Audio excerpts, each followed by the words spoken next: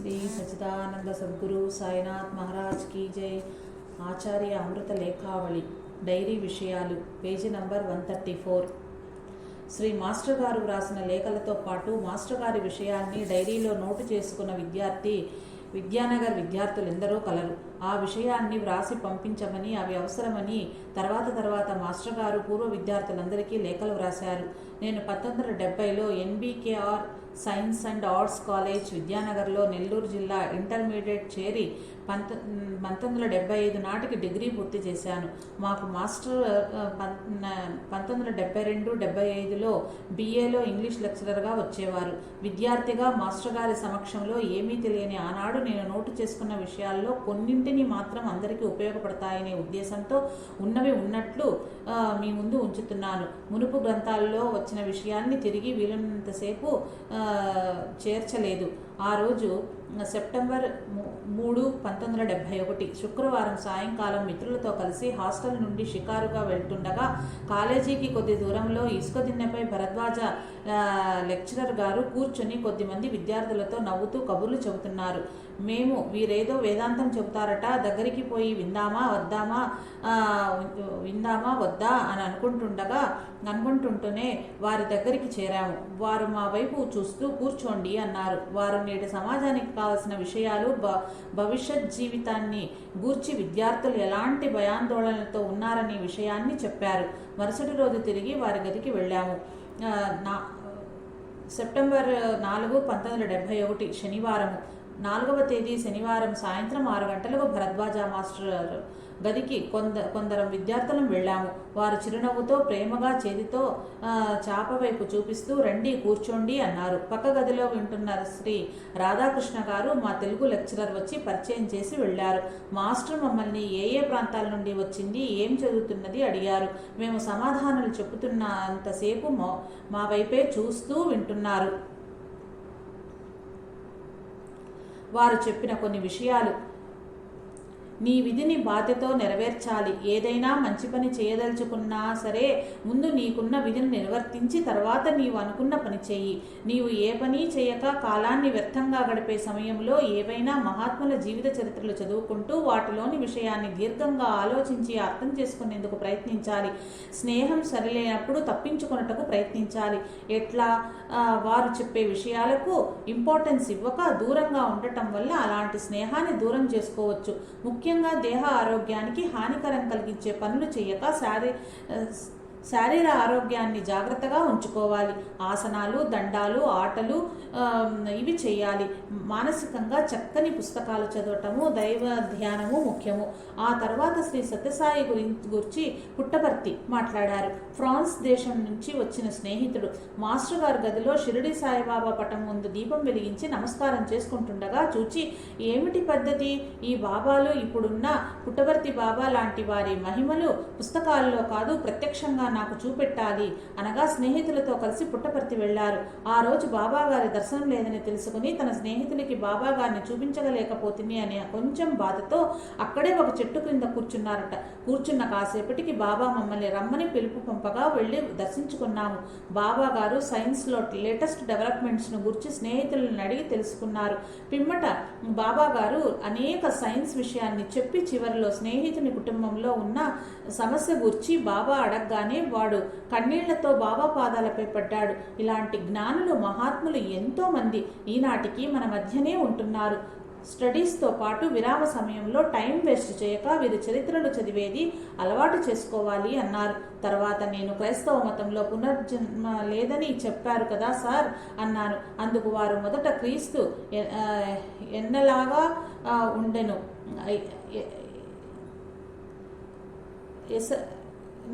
ఉండెను ఎసల్లానే క్రీస్తుగా జన్మించెను।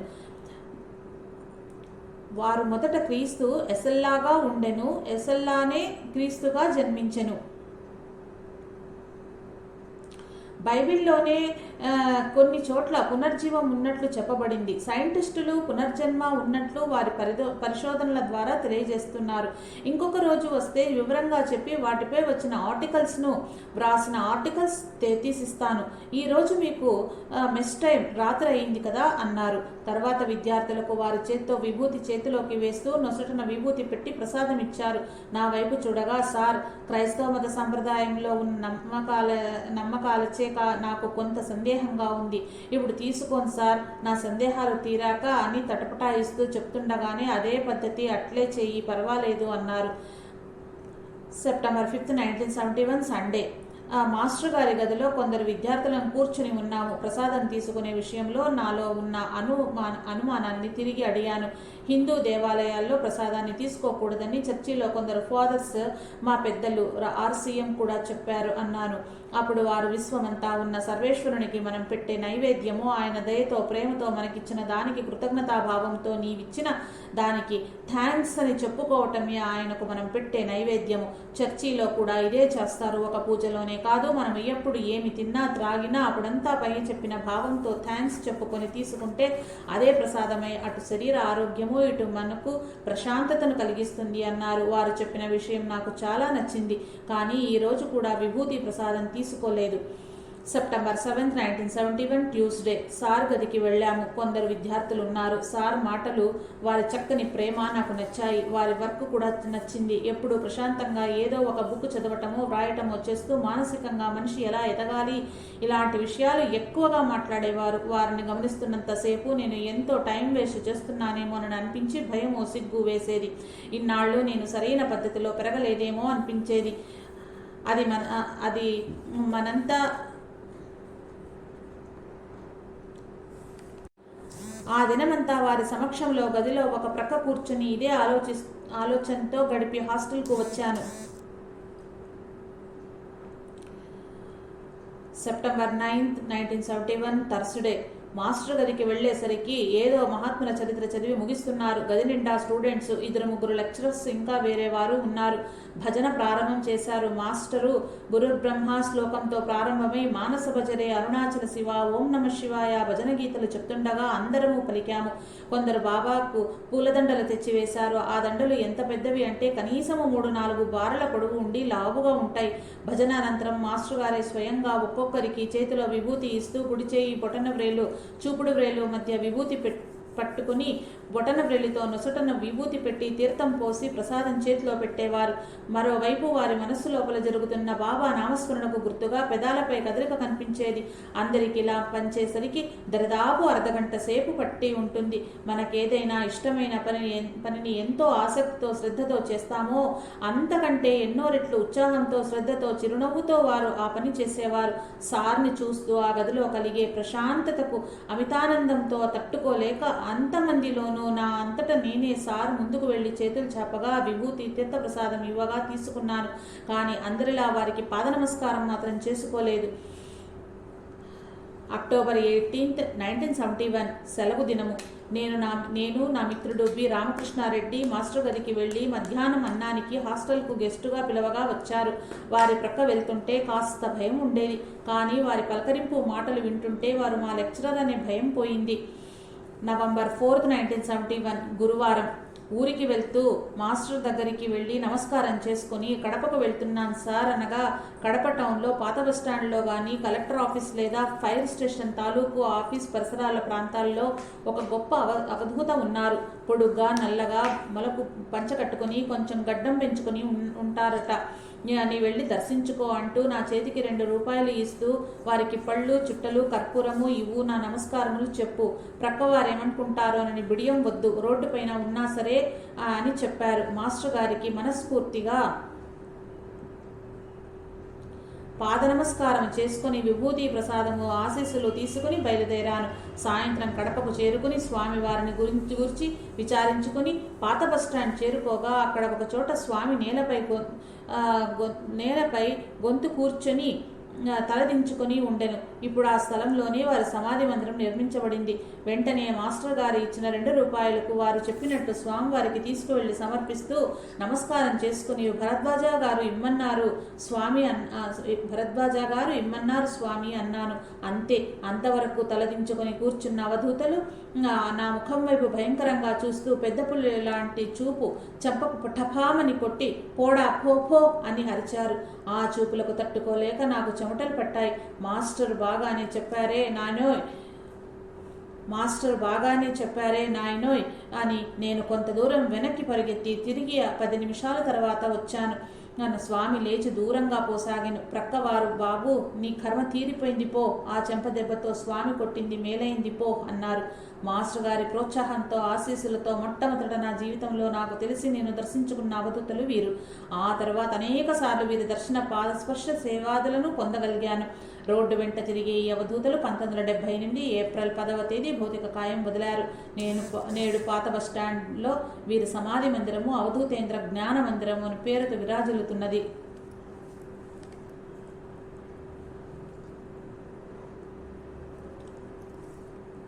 జనవరి 1, 1972 జనవరి 1 నూతన సంవత్సరం సందర్భంగా మాస్టర్ గారి రూమ్కి వెళ్ళి శుభాకాంక్షలు తెలిపి వారి పాదాలకు నమస్కరించుకుని ఆశీస్సులు పొందాను. ఏప్రిల్ 1, 1972 మాస్టర్ ఆశీస్సులతో మిత్రుడు రామకృష్ణారెడ్డి నేను కలిసి చీరాల స్వామి, జిల్లెళ్లమూడి అమ్మ, రంగన్న బాబు గుంటూరు వారి దర్శనం కోసము బయలుదేరి అద్భుతమగు ఆ మహాత్ములను ఆశీస్సులను పొంది 8వ తేదీ విద్యానగర్కు చేరుకున్నాక మాస్టర్ గారికి ఆ విషయాలన్నీ చెప్పుచుండగా ఎంతో ఆనందించారు. చాలా బాగుంది, అదృష్టవంతులు మీరంతా అన్నారు. జనవరి 31, 1972 సోమవారం సాయంకాలం 6:15 గంటలకు గదిలో స్టూడెంట్స్ ఉన్నారు. ముఖ్యంగా 3 పుస్తకాల్ని చదువుకునేందుకు పెట్టుకోవాలి.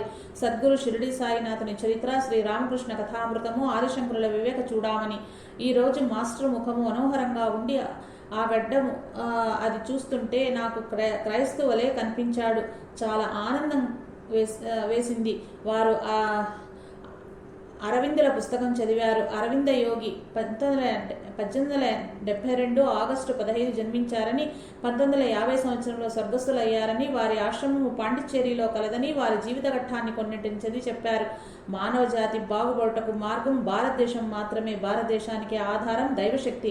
జైలు శిక్షణయే అరవిందునికి ఆశ్రమ జీవితంగా పరిణమించింది అని చెప్పారు. చరిత్రని సామాన్యంగా 95% మాస్టరే చదివి చెప్పారు. ఎప్పుడో ఒకసారి వేరే వారితో చదివించేవారు. ఒక విద్యార్థి రాజకీయాల విషయం ప్రస్తావించగా అందుకు మాస్టరు ప్రస్తుత మనుషులు 3 కారణాలుగా ఎక్కువగా చెబుతున్నారు: రాజకీయం, సినిమా, సెక్స్. నేడు రాజకీయాల్లో తలదూర్చిన మనిషి తిరిగి ఈ జన్మలో బాగుపడలేదు. కుక్కతో ఒక వంకరనైనా సరిచేయవచ్చునేమో గాని రాజకీయ పార్టీలలో చేరిన మనిషినే సరిచేయడం ఎవరితరమూ కాదు. వీరంతా మొదట దేశాభివృద్ధికి పాలుపడతామని చెప్పి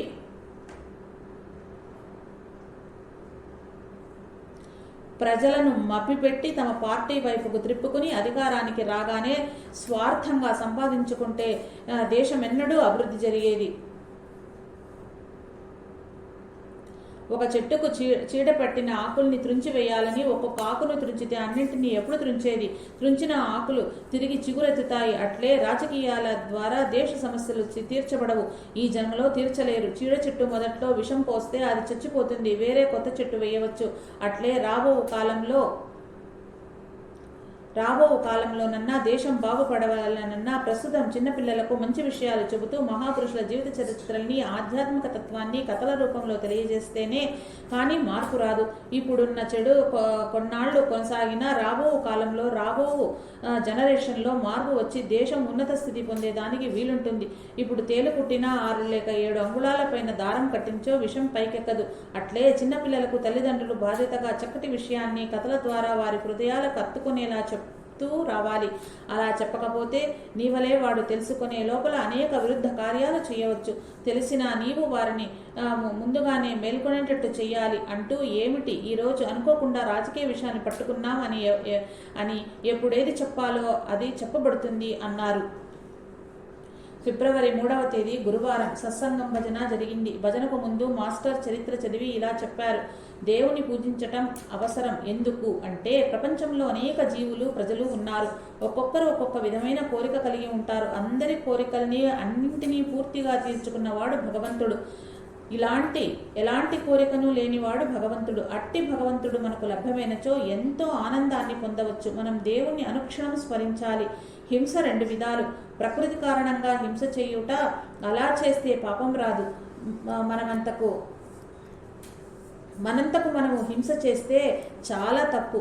పాపము ప్రకృతి వల్ల అంటే నీకు ఆహారం దొరకనప్పుడు ఆకలికి తట్టుకోలేక ప్రాణరక్షణ ఏది దొరికితే అది తింటావు.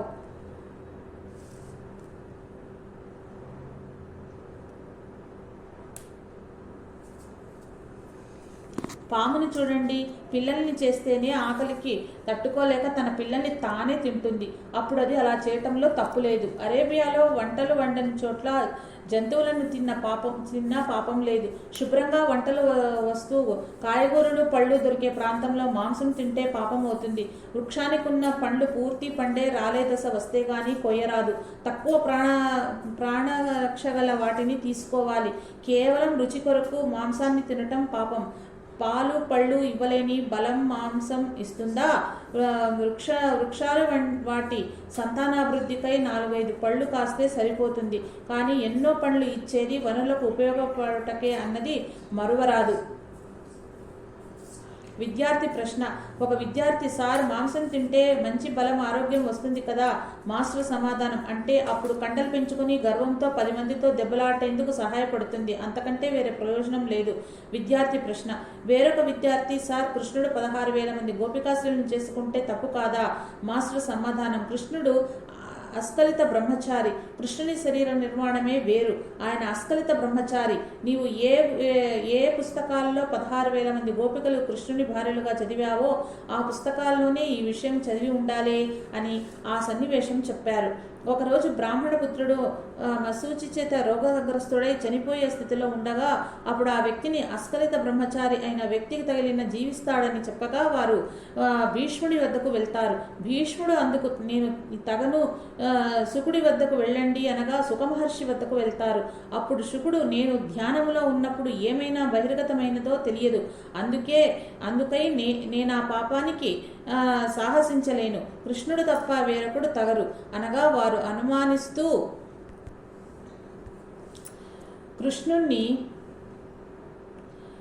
వద్దకు వెళ్తారు. అప్పుడు కృష్ణుడు వారిలో 16,000 మంది గోపికాశ్రీలకు భర్తగా ఉండగా నా వద్దకు ఎలా వచ్చారనగా వారు కృష్ణుని మీద శంకను తొలగించుకొని, నీవే మాకు దిక్కు, నీవు తాకకున్నా వీడు చనిపోవును అనగా కృష్ణుడు తన నిజ దేహాన్ని గుర్తుకు తెచ్చుకుని ఆకాశం వైపు చూస్తూ, నేనే అస్కలిత బ్రహ్మచారినైనచో వీడు బ్రతుకుగాక అని ఆ వ్యక్తిని తాకగానే వెంటనే వాడు మరణావస్థ నుండి మేల్కొని బ్రతికెను. కాబట్టి కృష్ణుడు ఎవరో, ఆయన శక్తి ఏమిటో తెలుసుకోవాలి.